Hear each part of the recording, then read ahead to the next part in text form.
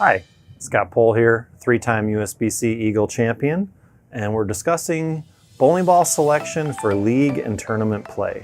A lot of different factors to consider between the two. League bowling, much more simple, patterns in general, a lot easier. We can keep our bowling ball selections a little more of a minimum.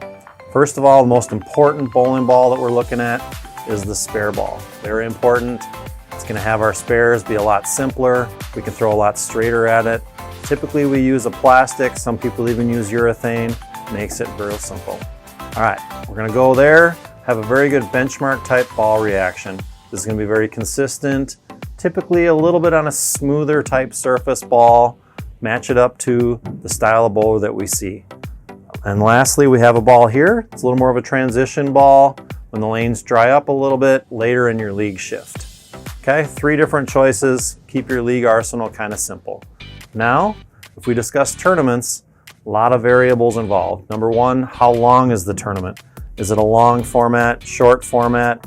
We're gonna have different ball reactions as the lanes make those transitions.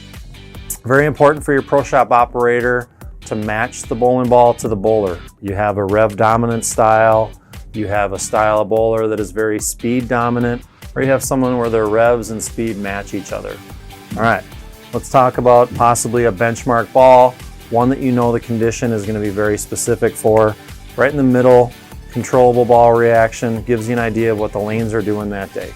Okay, as the lanes dry up, usually as the day goes on, we're going to go with something that goes a little later down the lane, or if we have extremely dry, a long format with a lot of bowlers, we even can go to a weaker type bowling ball.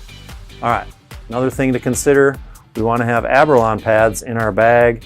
It helps adjust the surface of bowling balls as we throw in practice. Be sure to see your local pro shop. They can get you set up for league and tournaments.